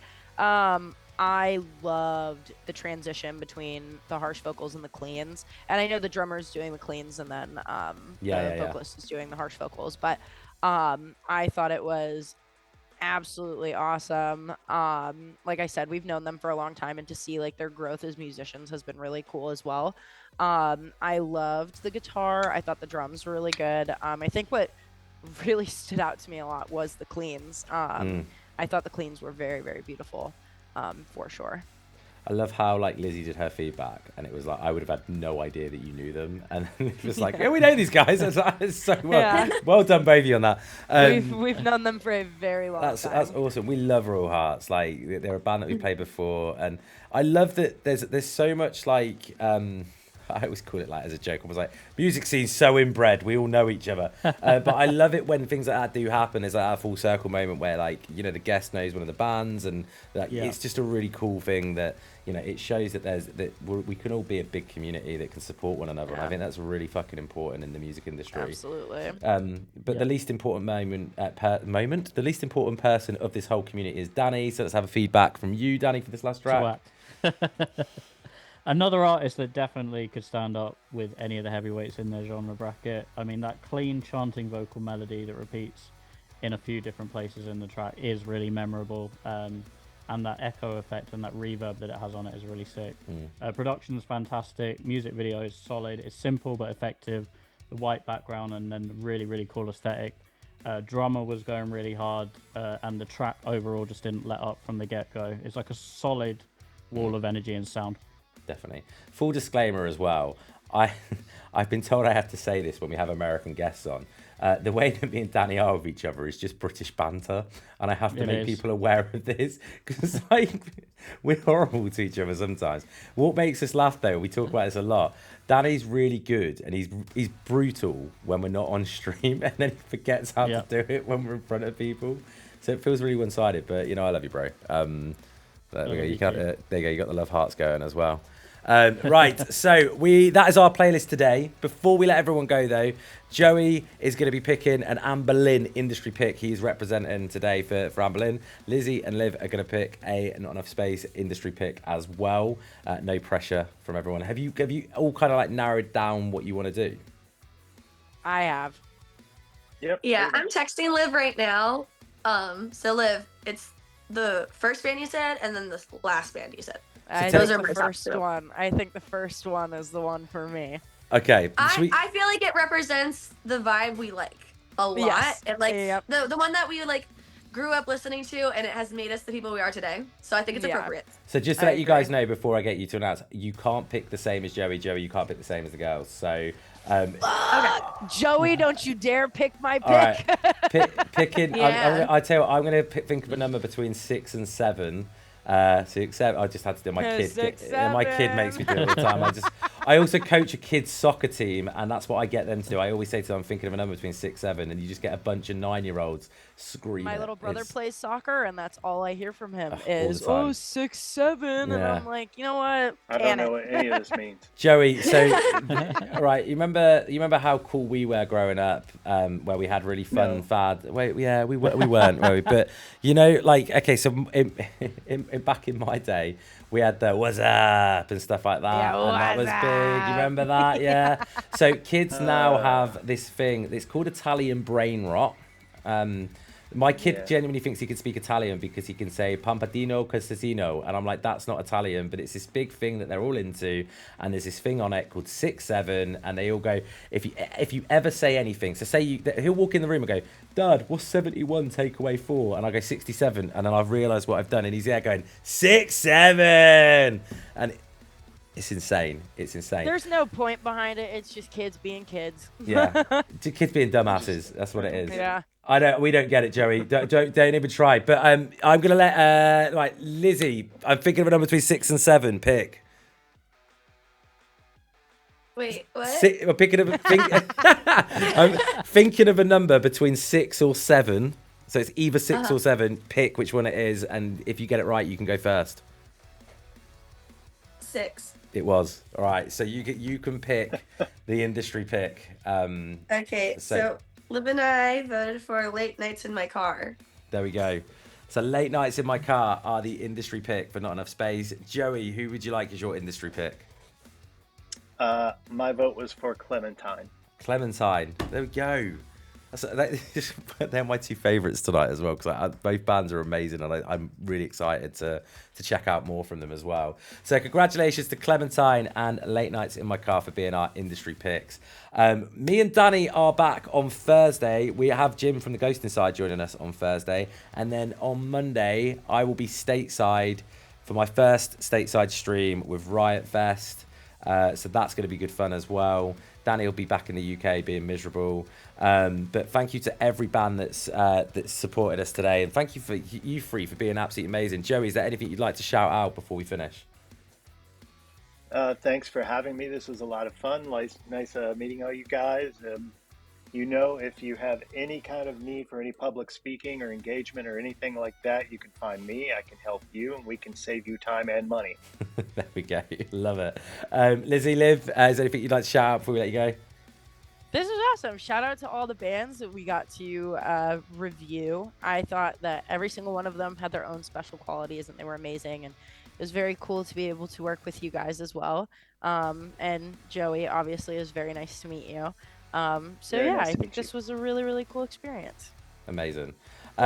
Also, shout out Rose in chat, Liv's mum, who's just like the MVP here, because she's honestly, I'm so jealous that your mum has raised you that fucking cool. So fair play. Thank you. She deserves the credit. I think we definitely got to do this again. We'd love to have you guys back. Yeah, 100%. Of course, Everyone, yes. Let us Yeah, know. absolutely. I And think. thank you, Liv's mom.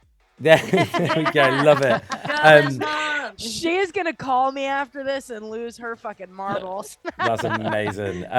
But yeah, also just want to shout out all three of you and thank you so much for the feedback that you've given, because I think these shows do not work without people like you and giving insights. But the way that you've all done it today, it would be difficult for me to pick who was the strongest out of you three, because I think you top three are probably the top 5 of 2025 all on one stream for feedback. So Yep. thank you for just being amazing. Of course, thank But you. yeah, everyone have a great week. We will see you Thursday, 8 p.m. UK time. Be there. Take care. Cheers, guys. Take care.